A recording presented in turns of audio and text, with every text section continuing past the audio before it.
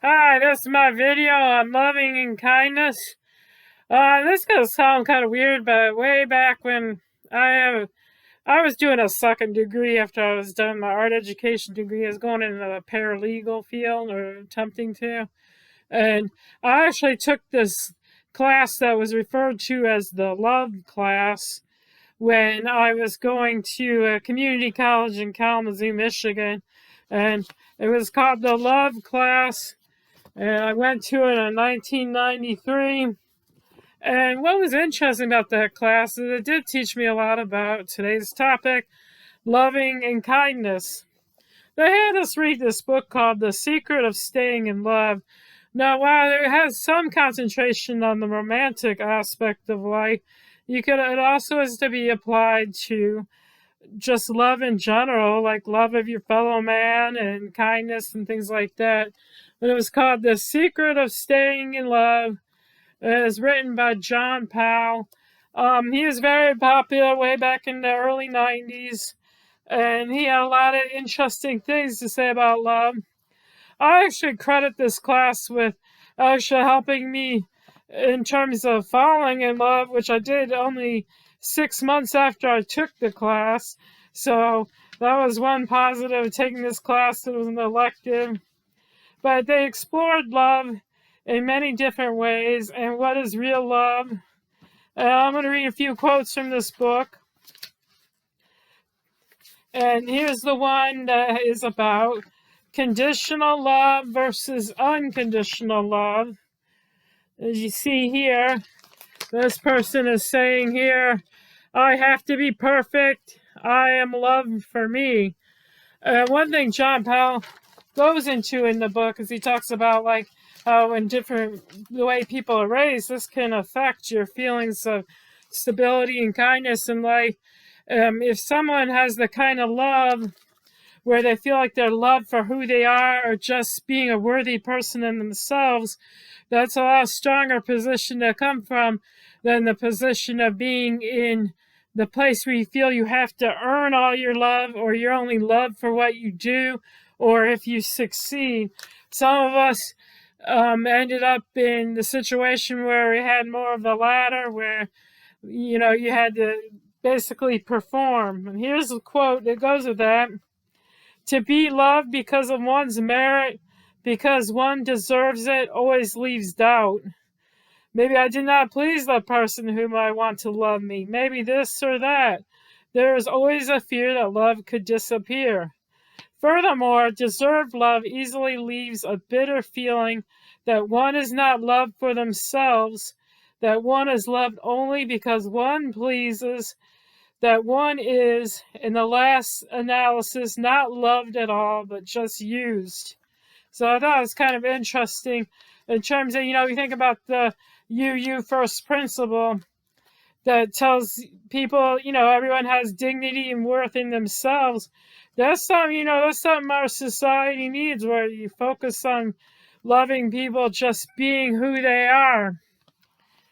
Okay, and here's one thing with a society in terms of love and kindness.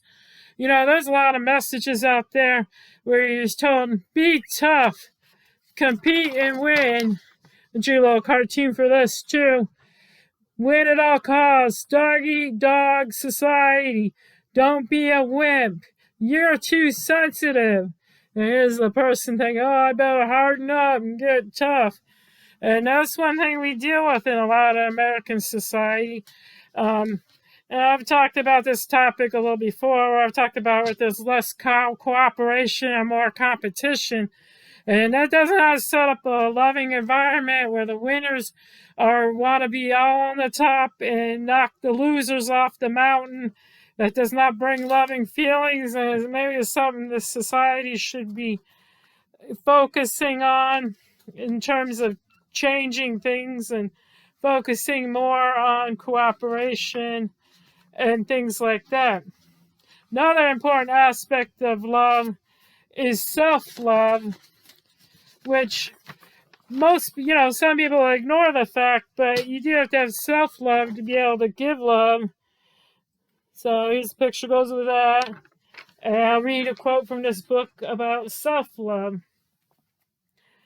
To understand what it means to love oneself, let us ask what it means to love one another. In the following chapter, I would like to investigate the deeper meanings and implications of love. For now, let us say that love does at least these three things.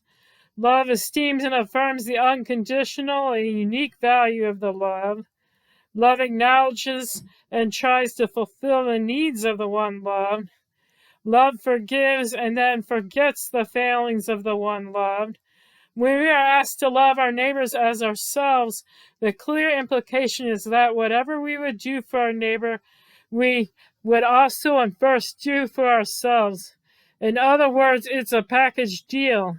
You have two people you must love, yourself and your neighbor. You can't really love one without loving the other. And that's true. That's something we need to develop in society, is self-love, being able to share each other with one person. One thing that can affect love, I always thought, in kindness for other people, is the whole competition between authenticity and repression. People who feel that they can be themselves and where they can be accepted do a lot better in being able to show love and kindness. The person's here saying they better not find out who I really am. And if you think about it, where are the places that you feel the most acceptance and where you feel the most kindness, it's a place where you feel like you're not judged, where you are accepted and loved for being who you are. And authenticity is a place where people can reach out to each other and be able to have more loving and more kindness and more real relationships. If you're all busy wearing masks, then you're not going to be able to have like a real and authentic relationship. In fact, one problem people can get into is where they wear masks and they're more focused on appearances. And that's where you get the people who have all the competition, and then you think, oh, I can't be kind to others. You're competing more with them and thinking, I always have to be on top. So that works against it. And here's another definition of love from the book. Love is a high inducement to the individual to ripen, to become something in himself, to become a world to himself for another's sake. It is a great and exorbitant demand upon him, something that chooses him out and calls him to vast things. Love consists in this, that two solitudes protect and touch and greet each other. So I thought that was a nice definition about love. And one thing I was left with this class too is, love isn't just all fuzzy wuzzy feelings. Even if we're talking and going out into society and being loving and kind to people, just telling people to just go out and be nice, be kind, and it's just not being all fake fuzzy wuzzy and smiles like that. It's based on decision. And one thing this class focused on was saying that love is a decision. And I made a poster to go with that. And I always thought this was an important quote in this book, and I'll finish up with it here.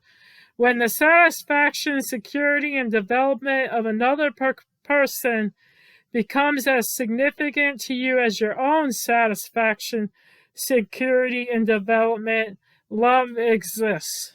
Okay, then that's it for today. Thanks.